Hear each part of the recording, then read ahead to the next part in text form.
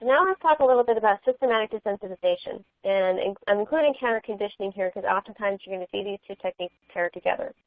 And really what we're doing here is we're creating controlled and gradual exposure to a situation or a trigger and incrementally increasing levels of intensity while the cat remains relaxed. And I have relaxed italicized here because it's important. It's not just a state of non-reactivity. It is actually truly relaxed. We have to understand and know body language and what a relaxed cat looks like in order to know when to pursue or go to the next step. A lot of time we're pairing this with a reward for remaining relaxed, hence classical kind of conditioning that can occur. And a lot of times we're pairing this with another previously learned cue. And so we have operant counter conditioning going on here as well. We do have some requirements in order to be able to use systematic desensitization. We've got to be able to identify the stimulus or stimuli that make the cat uncomfortable. When we were talking about George, we knew that having his feet touched as well as the side of the clippers were two separate things we had to work on one at a time. We have to be able to reproduce the stimulus, whatever it is that frightens the animal. We have to be able to control the intensity so we can start at a low level and work our way up systematically. And we have to have a starting point. We have to have a level that is low enough that the animal isn't fearful or has minimal fear. And last, but almost as important as anything else here, is we have to be able to avoid exposure to the naturally occurring stimulus while we're working on systematic desensitization. So if you live in the Midwest, you cannot set up systematic desensitization for thunderstorms in the summertime because you cannot control when the storms are going to occur. And if a full storm occurs before you're completely done with your systematic desensitization, it just undid a whole lot of work that you went through with that pet in between the storms. So I want to go back and touch on flooding again here real quickly because it is something that we mentioned when we were talking about habituation. And so flooding is defined as a prolonged exposure to the full intensity of the fear-evoking but harmless stimulus. And the animal is prevented from leaving and escaping. And only when the animal is relaxed is the stimulus removed. And so I gave you the example of my horse being afraid of the baby donkey. And this is kind of what happened with her being on the farm, and on the same farm with this donkey. He was there, couldn't really control the fact where he was aside from opposite sides of the farm. She couldn't leave, and he didn't necessarily disappear when she was relaxed, but we weren't controlling the level of the intensity. So it can be risky because not reacting does not equal relaxed, as we mentioned with the systematic desensitization. It can be time-consuming, particularly if you're trying to set up a situation. And if you remove the stimulus too early or you take it away, you can actually inadvertently reward the fear response or make the fear response more intense. If the animal has a really strong physical or physiologic response to that fear stimulus, it can actually become quite inhumane. And so it's really only appropriate for a mild fear response or a really harmless stimuli. And so one could argue that perhaps it might have been in my horse's best interest to apply systematic desensitization, but given that they lived on the same farm together, that was going to be a lot more challenging to be able to do, to manage when he was in the bray and how far he was at all times and things like that.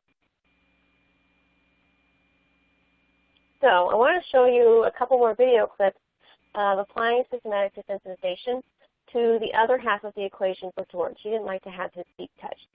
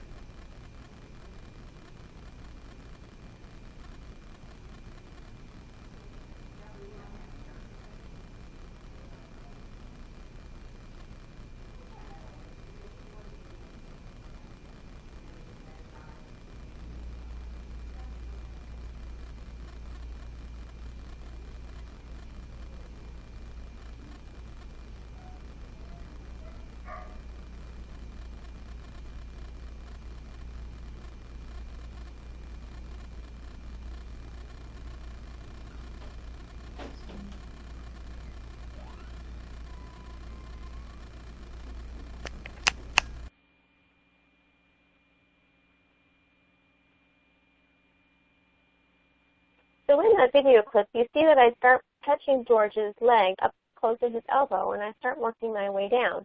And I actually made a couple of mistakes in this video, but I kept it in here because I think it's a good discussion point. You'll see, as I was working my way down, that at one point George started to pull his foot a little bit, trying to pull it away. And that should have been my cue to say, oh, okay, this is where he's comfortable. I should slow down here. So I tried it one more time, maybe a third, and he finally said, no, really, I'm going to take my foot away. And so that was my cue to say, oh, sorry, buddy, I moved too far, too fast, so let's go back a little bit farther up your leg and work our way down again. And then you saw the same thing when I started to get down to his foot and I started to touch his toes individually. I touched that third toe and he says, no, thank you, I'm going to pull my foot away again. And I said, oh, sorry, buddy, let's go back to your wrist again and we'll work our way down. And so if you push them too far too fast and they say, no, I don't really like that, that's your cue to go back a few steps and work your way towards that just a little bit slower. The second one, we're going to actually include the nail clippers into the situation because Dr. Harbison already did such a fantastic job of teaching George that the nail clippers themselves weren't so scary.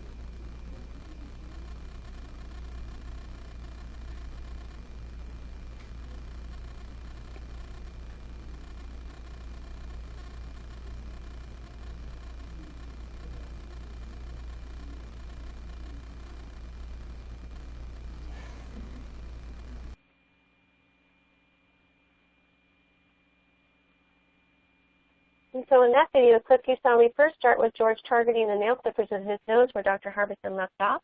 And then I started at his elbow where I started touching him and worked my way down his leg with the nail clippers to the point where I could touch his toe, I could go underneath his toenail, and he might lift his foot a little bit, but he was still eating food. And again, I was doing this for the sake of video. I probably should have slowed down a little bit when I was right at his foot and his tail, and maybe broken those into a couple of different pieces.